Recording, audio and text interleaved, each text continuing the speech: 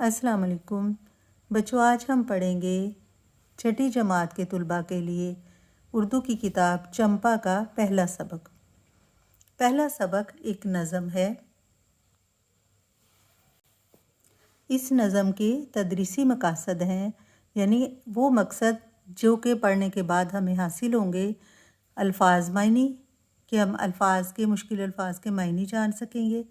अल्लाह ताला की तारीफ़ के बारे में जान सकेंगे कि अल्लाह ताला क्या कुछ नहीं कर सकता, वो बादशाह है, पूरी जहाँ को उसने पैदा किया हुआ है। इसके बाद हम अल्फाज के मायने पढ़ेंगे और अल्फाज जुमले उनके बारे में आगाही हासिल करेंगे, खाली जगह को कंप्लीट करेंगे और फिर तशरीह करेंगे। तो सबसे पहले हम अल्फाज मानी के साथ साथ हमद की रीडिंग करते हैं। पहली लाइन है हमदे जनाब बारी। हमदे जनाब, आप देख रहे हैं कि हमद के नीचे ज़ेर है, इसलिए हम इसको हमद नहीं पढ़ सकते। ज़ेर का मतलब होता है हमेशा का, के, की। तो हम पढ़ेंगे हमदे जनाब बारी, यानी जनाब बारी का मतलब है अल्लाह ताला के हजूर। अल्लाह ताला के हजूर तारीफ़ की जा रही है, रखो ज़ुबान पे जारी, यानी अल्लाह ताला के हजूर उसकी तारीफ़ करो और उसको ज़ुबान पर जारी रखो, हमेशा रखो, हमेशा अल्लाह ताला की तारीफ़ करते रहो। बाकी बस वही रब, बाकी हमेशा, हमेशा रहने वाला। बाकी है बस वही रब, फ़ानी है मा सवा सब। फ़ानी का मतलब होता है ख़त्म हो जाने वाला, फ़ना होने वाला। मा सवा, इसके सिवा, यानी अल्लाह ताला ही बाकी है, बस वो हमेशा रहने वाला है। उसके सिवा सब ने ख़त्म हो जाना है, हर चीज़ यानी सारी दुनिया ख़त्म हो जाएगी। सिर्फ़ अल्लाह ही ला फ़ानी है, वो हमेशा बाकी रहेगा। काफ़ी है वो अकेला। काफ़ी मतलब कि वही, उसके अलावा किसी की ज़रूरत नहीं। वो काफ़ी है, वो अकेला ही काफ़ी है हर एक के लिए। बाकी है सब झमेला, यानी सिर्फ अल्लाह काफ़ी है सबके लिए, बाकी सब दुनिया के बखेड़े और झगड़े हैं। अल्लाह की ज़ात ही सबके लिए काफ़ी है। अगर किसी से हम मदद मांगने जाएं तो कोई मदद नहीं करता, सिर्फ अल्लाह ही काफ़ी है। इस शेर में शायर कहते हैं कि अल्लाह ताला के पास हो जो, अल्लाह के करीब हो जो, वो अकेला ही काफ़ी है। बाकी सब झमेले हैं, बाकी सब बखेड़े झगड़े, किसी के पास भी मत जाओ, किसी के भी जाके दर बदर ना फिरो, किसी से मदद ना मांगो। वो खाली के जहाँ, यानी वो दुनिया को बनाने वाला है। खालिक का मतलब होता है पैदा करने वाला, बनाने वाला। जहाँ, सारी दुनिया, वो खालिक के जहाँ है, वो राज़िक के जहाँ है और वो सारी दुनिया को रिज़्क़ देने वाला है। अब इस शेर का जो तशरीह है वो ये है कि अल्लाह ताला ही है वो जिसने दुनिया को पैदा किया है और अल्लाह ताला ही है जो सारी दुनिया को रिज़्क़ देता है, इसलिए इंसान को परेशान होने की ज़रूरत नहीं। हाकिम है बहरो बर का, मालिक है अर्श खुश्क व तर का। हाकिम है बहरो बर का, मालिक है खुश्क व तर का। यहाँ भी इस शेर में अल्लाह ताला की तारीफ़ करते हुए शायर कहते हैं कि अल्लाह ताला बादशाह है, अल्लाह ताला हुकूमत करने वाला है, हुक्मरान है। बहर का मतलब होता है पानी और बर का मतलब होता है खुश्की। पानी और खुश्की का वो हुक्मरान है, यानी पूरी दुनिया में जहाँ दरिया समंदर है, जहाँ खुश्क जगह हैं, वहाँ पर भी अल्लाह ताला की ही हुक्मरानी है। मालिक है खुश्क व तर का, यहाँ इसी अल्फाज का मानी लिखे गए हैं। खुश्क व तर यानी बहरो बर और खुश्क व तर एक ही अल्फाज के मुतरादिफ हैं, यानी वो खुश्क व तर, खुश्की जहाँ पर पानी नहीं है, और तर पानी वाला हिस्सा, उसका भी वही मालिक है। फ़र्श ज़मी उसी का। फ़र्श ज़मी, आप देखें शीन के नीचे ज़ेर है, इसका मतलब है ज़मीन का फ़र्श। फ़र्श ज़मी उसी का, अर्श बरी उसी का। अर्श बरी यानी बादशाह का तख्त, जो सबसे बड़ा बादशाह है अल्लाह ताला, अर्श पर उसका तख्त है। तो यहाँ शायर कहते हैं कि ज़मीन का जो सारा फ़र्श है, ज़मीन है, वो सारी उसी की है, उसी की निगरानी में, उसी की मलकियत में, और जो उसका तख्त अर्श पर है वो भी उसी का है। अज़माह ता बेमाही, अज़मा ता बेमाही, ये फ़ारसी ज़ुबान का लफ्ज़ है। इसका मतलब है चाँद से मछली तक। चाँद, माह का मतलब चाँद है, और ब माही, माही का मतलब मछली है, لیکن یہ بے جو اس کے ساتھ جوڑا گیا ہوا ہے اس کا مطلب ہے تک. چاند سے مچھلی تک ہے اس کی بادشاہی، اسی کی بادشاہی ہے. یعنی چاند سے لے کر جو پانی کے اندر تک مچھلیاں یا پانی کے جانور ہیں ان پر بھی اللہ تعالیٰ کی حکمرانی ہے. اس کے بعد اگلا شعر ہم پڑھیں گے. شہنشاہ جہاں ہے معبود انس و جاں ہے. اب پورے جہاں کا وہ شہنشاہ ہے. شہنشاہ کہتے ہیں بادشاہوں کے بادشاہ کو. تمام ملکیت جس کے پاس ہوتی ہے اس سے بھی بڑا جو ہے وہ شہنشاہ ہوتا ہے. تمام دنیا کا وہ شہنشاہ ہے. معبود ہے عبادت جس کی جائے انس و جاں کا، یعنی جو انسان ہیں اور جن ہیں ان کا سب کا وہی عبادت کی قابل ہے. یعنی اللہ تعالیٰ ہی کی عبادت کرنی چاہیے، انسان کو بھی جنوں کو بھی، اور وہی بادشاہوں کا بڑا بادشاہ ہے. اس کے بعد اگلا شعر ہے. حاکم ہے دو جہاں کا، مالک ہے این و آں کا. این و آں کا، این اور آں بھی فارسی زبان کے دو الفاظ ہے. این کا مطلب ہوتا ہے یہ اور آں کا مطلب ہے وہ. حاکم ہے دو جہاں کا یعنی دونوں جہاں پر اس کی بادشاہی ہے، حکمرانی ہے. دونوں جہان کیا؟ دنیا اور آخرت. دنیا پر بھی وہ حکمران ہے اور آخرت پر بھی حکمران ہے، اور وہ مالک ہے یہاں اور وہاں کا. این اور آں یہاں اور وہاں، یہاں اور وہاں ہر چیز کا وہی مالک ہے. ہر چیز میں ہر جا ظہور اس کا. ہر جا کا مطلب یہاں ہوگا جگہ.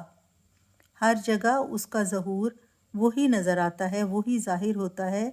ہر شے میں ہر چیز میں روشنی ہے اس کی. یہاں شاعر اللہ تعالیٰ کی تعریف کرتے ہوئے کہتے ہیں کہ ہر جگہ پر اللہ تعالیٰ ہی ظاہر ہوتا ہے. ہر چیز میں ہر نظارے میں وہی ظاہر ہوتا ہے. جب ہم چاند سورج ستارے دیکھتے ہیں تو ہمیں پتہ چلتا ہے کہ اس کا بنانے والا اللہ تعالیٰ ہی ہے، اور ہر چیز میں اس کا ہی نور ہے، اس کی روشنی ہے. ہر چیز میں نہاں ہے، ہر چیز سے عیاں ہے. اب یہاں دونوں متضاد الفاظ ہیں، نہاں اور عیان. نہاں کا مطلب ہوتا ہے چھپا ہوا اور عیاں کا مطلب ہوتا ہے ظاہر.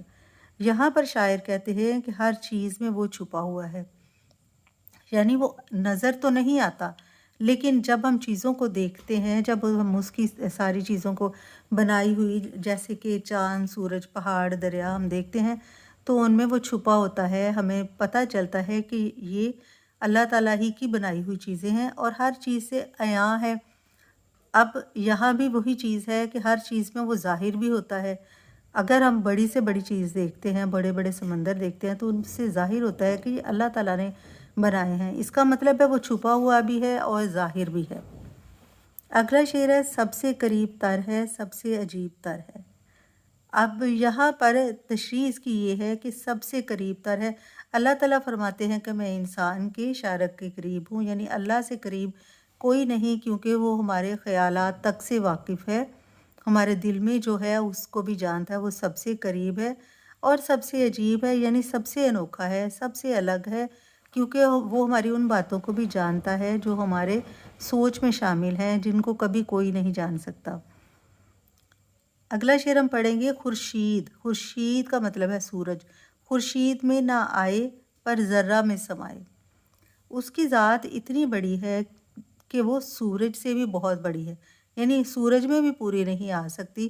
سورج اتنا بڑا ہے اور ہم اسے کہتے ہیں کہ ساری دنیا میں جتنی بھی چیزیں پائی جاتی ہیں سورج ان سب سے زیادہ بڑا ہے، لیکن اللہ تعالیٰ خورشید میں بھی نہیں سما سکتے. اللہ تعالیٰ اس سے بھی بڑے ہیں.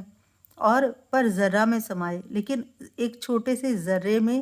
ذرہ مطلب اگر ہم دیکھیں کہ ایک چھوٹا سا کیڑا ہے تو اللہ تعالیٰ نے اس میں بھی جان ڈالی ہوئی ہے، وہ بھی اللہ تعالیٰ کے عکس کو ظاہر کرتا ہے. جب وہ چلتا پھرتا ہے تو وہاں سے بھی اللہ تعالیٰ کے ظاہر ہوتے ہیں کہ اللہ تعالیٰ نے اس کو بھی پیدا کیا ہے. یعنی وہ سورج میں تو سماتے نہیں، اتنے بڑے ہیں، لیکن وہ ایک چھوٹے سے ذرے سے ظاہر ہو جاتے ہیں. کھائے پیے نہ سوئے، بولے ہنسے نہ روئے. اب اس شعر میں اللہ تعالیٰ کی تعریف کی ہوئی ہے کہ اللہ تعالیٰ غنی ہے، بے پرواہ ہے ہر چیز سے. نہ وہ کھاتا ہے، نہ پیتا ہے، نہ سوتا ہے. جیسے کہ سورت میں ہم پڑھتے ہیں قل هو اللہ احد، کہہ دیجیے اللہ ایک ہے، اللہ بے نیاز ہے، نہ اس کی کوئی اولاد ہے اور نہ وہ کس کی اولاد ہے. اسی طرح ہے کہ نہ وہ کھاتا ہے، نہ پیتا ہے، نہ سوتا ہے، نہ ہی بولتا ہے، نہ ہنستا ہے نہ روتا ہے، بے آنکھ سب کو دیکھے۔ اب اللہ تعالیٰ کی انسانوں کی طرح کی آنکھیں تو نہیں ہیں کہ لیکن وہ بنا آنکھوں کے بھی اللہ تعالیٰ سب کو دیکھتا ہے، کیونکہ وہ تو نور ہے، وہ کوئی انسان نہیں ہے کہ اس کی آنکھیں ہاتھ پاؤں ہیں، اور وہ پھر بھی سب کو دیکھتا ہے۔ بے کان سب کی سن لے، اس کے کان نہیں ہے لیکن وہ پھر بھی سب کی سنتا ہے۔ جو دلوں کے حال جانتا ہے، جو چیزیں ہم بولتے نہیں اللہ تعالیٰ ان کو بھی سنتا ہے۔ بے ہاتھ پاؤں سب کام کرتا ہے وہ بے آرام۔ بے آرام کا مطلب ہے کہ اللہ تعالیٰ آرام نہیں کرتا، اللہ تعالیٰ کو آرام کی، نیند کی، سونے کی ضرورت نہیں ہے۔ اور بے ہاتھ پاؤں یعنی اللہ تعالیٰ ہاتھ پاؤں کے بغیر سارے کام کر لیتا ہے۔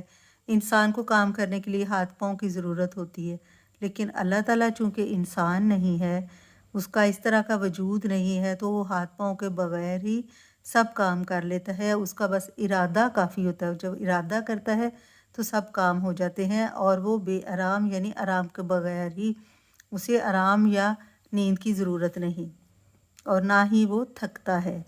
ممکن نہیں کسی سے تعریف اس کے لکھے۔ اب اللہ تعالیٰ کی اتنی تعریفیں ہیں کہ کسی کے سے یہ ممکن نہیں، کوئی ایسے نہیں کر سکتا کہ اللہ تعالیٰ کی تعریفیں لکھ لے، جتنی بھی لکھے وہ کہے کہ بس اللہ تعالیٰ اس سے زیادہ تعریف کے قابل نہیں، ہم نے ساری اللہ تعالیٰ کی تعریفیں لکھ لے۔ ایسی بات نہیں ہے، اللہ تعالیٰ کی جتنی تعریف کی جائے اتنی ہی کم ہے۔ کوئی شخص ایسا نہیں ہے کہ جو اللہ تعالیٰ کی تعریف کو لکھ کر رکھے کہ بس میں نے تعریفیں لکھ لی ہیں۔ توصیف اس خدا کی۔ اب صفت، توصیف کا مطلب ہوتا ہے صفت۔ اب اللہ تعالیٰ کی یہ صفت ہے، یہ خوبی ہے، اتنی خوبیاں اللہ تعالیٰ کی، اتنی خوبیاں ہیں، اتنی تعریفیں ہیں، توصیفیں ہیں اللہ تعالیٰ کی کہ کیا لکھیے مشت خاکی، کہ اس کو کیا لکھے مشت خاکی۔ مشت کا مطلب ہوتا ہے ایک مٹھی، اور خاکی کا مطلب ہوتا ہے خاک یعنی مٹی، مٹی کی ایک مٹھی۔ اس سے مراد ہے انسان۔ انسان کو اللہ تعالیٰ نے ایک مٹھی مٹی سے پیدا کیا ہوا ہے، اور اب یہاں شاعر کہتے ہیں کہ ایک مٹی سے بننے والی، ایک مٹھی بھر مٹی سے جو بنا ہوا انسان ہے، وہ اللہ تعالیٰ کی کیا تعریف کر سکتا ہے۔ آخری شعر میں ہے مذکور جلوہ ذات، چھوٹا سا منہ بڑی بات۔ اب شاعر کہہ رہے ہیں کہ میں جن کا ذکر کر رہا ہوں، مذکور یعنی جس کا ذکر کیا جائے اس کو مذکور کہتے ہیں۔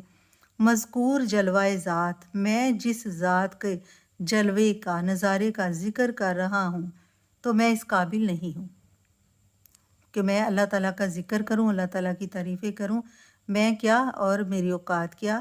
یہ بھی ایک محاورہ ہے۔ یہاں شاعر نے ایک محاورہ لکھا ہوا ہے، چھوٹا سا منہ بڑی بات، کہ میرا منہ اس قابل نہیں، اتنی بڑی بات ہے اللہ تعالیٰ کا ذکر کرنا۔ تو اس کو میں نے انڈر لائن کیا ہے، یہ آگے آپ کو ایک سوال کے جواب میں بھی آئے گا۔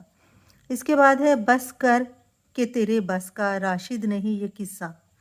اب شاعر خود کو مخاطب کرتے ہیں۔ اکثر ایسے ہوتا ہے کہ کسی بھی نظم کی کسی بھی صنف میں، غزل ہو، حمد ہو، نعت ہو، شاعر جو آخری شعر ہوتا ہے اس میں خود کو مخاطب کر کے کہتے ہیں، اپنا نام بھی استعمال کرتے ہیں۔ یہاں شاعر ہیں راشد الخیری، انہوں نے اپنا نام راشد استعمال کیا ہے۔ یہاں وہ کہہ رہے ہیں کہ بس کر کے تیرے بس کا، راشد نہیں یہ قصہ، کہ راشد اب تو بس کر، تو اللہ تعالیٰ کی جتنی بھی تعریفیں کر لے، یہ تیرے بس کا قصہ نہیں ہے۔ قصہ کا مطلب ہے کہانی، یہ ساری کہانی، یہ جو اللہ تعالیٰ کی ذات ہے اس میں چھپی ہوئی جو اس کی صفات ہیں، پوری دنیا میں اس کا ظہور ہے، یہ تیرے بس کی بات نہیں ہے، اس لیے تو بس کر، تو اب خاموش ہو جا۔ تو بچوں، امید ہے آپ کو حمد کی سمجھ آ گئی ہوگی۔ اس کے بعد ہم اس کی مشق کریں گے، اور پھر اس کی شعر الگ الگ ہر شعر کی تشریح کریں گے۔ اس کو آپ ریوائز کیجئے، اپنا خیال رکھیے۔ اللہ حافظ۔